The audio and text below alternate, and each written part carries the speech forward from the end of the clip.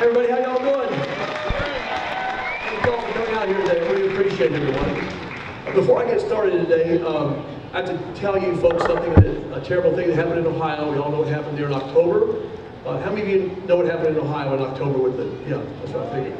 I was trying to sign autographs up here, as you saw a minute ago, as I traveled the country, which has been about 30-something shows since that terrible day in Ohio. Let me spend just 3 or 4 minutes, if I could, everyone, explain to you what happened and what we had to do, because people don't understand when they just see a picture without an explanation.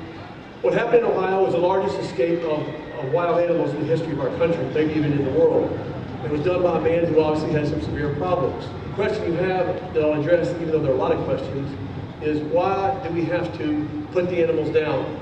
Picture this happening at 4:30 in the afternoon on a day that was very rainy, very foggy, about 38 degrees. The clouds were down about maybe 20 feet above the ground. And at 4:30, this man decides to do what he did. Opened all the cages, cut all the back panels, and at that point, 19 tigers, 17 lions, 4 cougars, 5 leopards, I don't know how many grizzly bears were all out together running in the fields next to a major metropolitan, I say major, Zanesville, Ohio.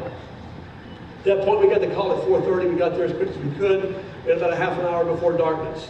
When you tranquilize a cat or a bear, any of these animals, everyone, even in the zoological field, you have to know several things. What they weigh, how old they are, what they've eaten. Many, many things go into that. Just like when you go to the hospital to have a surgery, when you're operating on them, you don't eat, they know what you have, and you still sign papers. With wild animals, it's much different. Now you have wild animals that are out there not knowing what's going on, running around with each other, fighting. You can't imagine the scene. At that point, the sheriff consulted and we had to issue the order to put the animals down. If not, the next morning, we'd have had either loss of human lives or a bunch of loss of human lives. We're dealing with animals, everyone, that are wild. If we tranquilize one of those animals, let's say we hadn't done that, it takes 30 minutes to an hour for it to take effect on cats especially. If that had happened, at that rain and fog, the cat would obviously, they're already running and hiding somewhere. At that point, you can't say, Dr. Berry, would you please go in there and see if the animal's asleep? Because Dr. Berry would never come out again. And so that's what happened on that night. It was something that was the hardest thing that's ever happened to me in the history of my 40 years of working with animals.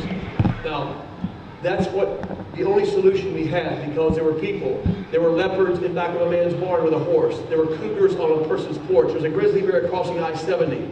And the good Lord was with us that night, because out of the 52 animals, yes, 48 lost their lives, and the bill we were going to pass in Ohio by the end of January will be one of the toughest bills in the history of this country.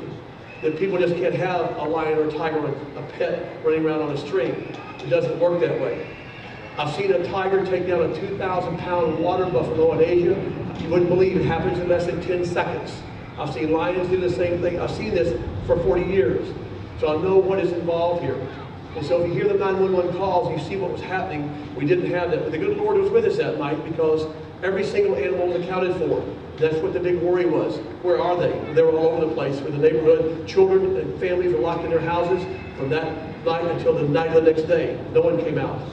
And so that's why this terrible thing had to happen. So I wanted to explain to you that tranquilization wouldn't have worked if I had 40 tranquilizer guns up there. It wouldn't have worked. So it's not that myself, 90% of the people in the country throughout the world understand, but about 10% don't, and I don't blame them for not understanding.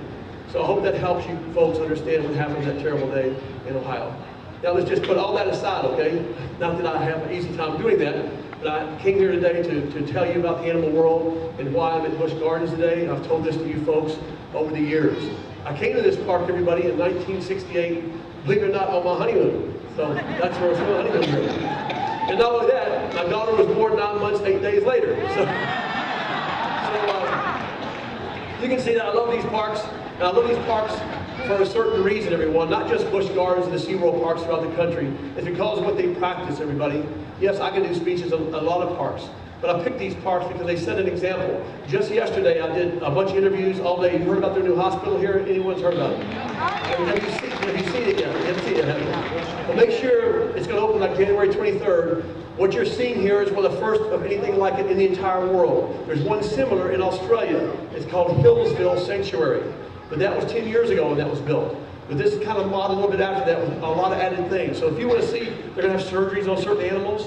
They're going to have a food preparation table. Actually, you'll sit there and see how they prepare food. They say they have a surgery. Like yesterday, they might have been working on an echidna, one of the only egg-laying mammals in the world. With these cameras in the ceiling, and then the cameras can focus in on a little teeny blood vessel that you'll be able to watch on cameras outside there, and actually talk to the veterinarians as they're in there working on these animals. Can you imagine this? The first time that I know of in this country, I know veterinary clinics have done it, but never in a zoological park like this. So again, they're on the cutting edge. They also, I say this every year because it's amazing, rehabilitate more animals to the wild.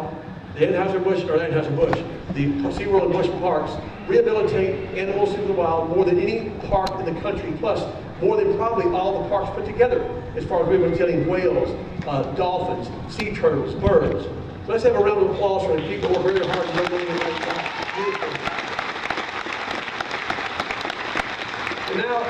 Now what we'll do, we'll bring out our first animal here. What's the first letter in the alphabet? Aardvark. And what's the first word in the dictionary? Aardvark. Yes, this is a beautiful aardvark.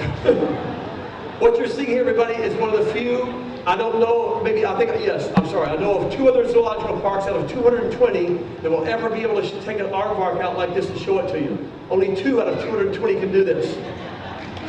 This is something these folks, they work night and day to bring you an animal that I can't even spell aardvark. A-A-R-V-A, who cares? I call him Artie. I took this thing on Letterman once and he said, Jack, that looks like it's something invented in the lab. But you see those big ears? What's amazing, everyone, this animal is hunted a great deal in Africa. They're nocturnal, all right? Those big ears are used for hearing. You will not believe what they can hear. But more than that, it's used to keep them cool. In Africa, certain places these animals live, it gets so hot, like an elephant. If you look at an elephant outside, and here, if it was hot today, you see them flapping their ears. Why is that? There's thousands of blood vessels in an elephant's ear. It's like the radiator in your car. It keeps them cool. Without these big ears, the elephant and other animals would die. They have to have that to keep cool. That's one reason he has those. His claws, you can't see it here now, but that animal can dig a hole that big. You see how big he is? He can disappear in a matter of 2 minutes in the wild. If he has something chasing him, I've seen these aardvarks go in the dirt, it's not real hard, and dig a hole and disappear in that hole just to get down in the work, to get away from them. But they're a beautiful creature, again, that likes to eat a bunch of goop, is what he does. So let's hear for Artie the aardvark.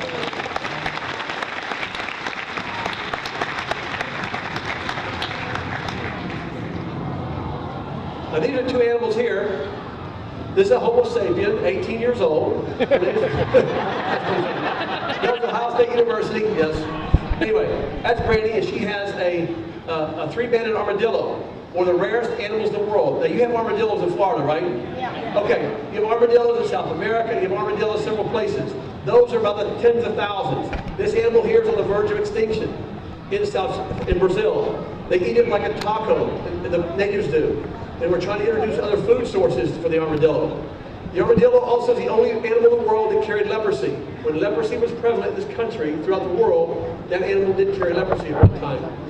This animal here looks like David Letterman's hairpiece.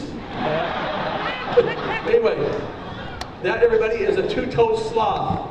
And that's another thing you're not going to see many people do. That takes a lot of work. We want to bring the sloth to show you an animal that's prehistoric.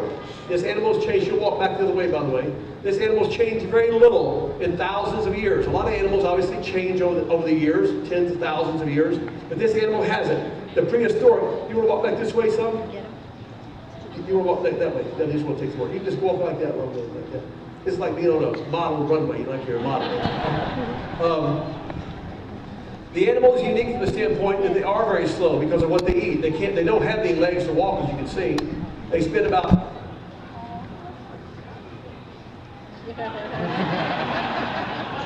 anyway, the animal is an animal that is very slow and lives all of his life in trees except for 1 day a week. 1 day a week, don't you know about a sloth? What does he do? He comes down on the ground to go to the bathroom 1 day a week. Now why is that? If he went to the bathroom in the treetops, everybody, the animal like the jaguar, the ocelot, or the harpy eagle would hear the droppings hit the ground. And they go up there and say, hey, a sloth's up there. And they go up there and eat the sloth. That's how he's that intelligent that the animal knows to do that. The animal also has 2 big teeth. You don't see them, and they're big ones. They're not very sharp, but that's how they crack open. You know, it might be some nuts, it might be leaves, all that type of stuff. A lot of people, when I go to the Andes, for example, they wear sloth jackets, sloth hats, sloth clubs, because it's part of their culture there. They don't live up there, they live down below in the jungles, and they take the fur up there. When we were just, by the way, in the Amazon last year filming, I mean way up the Amazon, this animal was almost impossible to film. Now why would that be? Because when it rains, algae grows on his fur. Therefore, he turns like a big blob of moss. Being nocturnal in the daytime, they hang in the tree like this, all balled up. And I'll guarantee you, I could be from me to that light right there and say, hey, there's a sloth. You'd say, no, it's not up there. Because it looks like you will never believe what you would see. It's just green, is what it is in the wild. So that's a beautiful sloth here from Busch Gardens. Thank you for bringing a very prehistoric animal out here today. And also our beautiful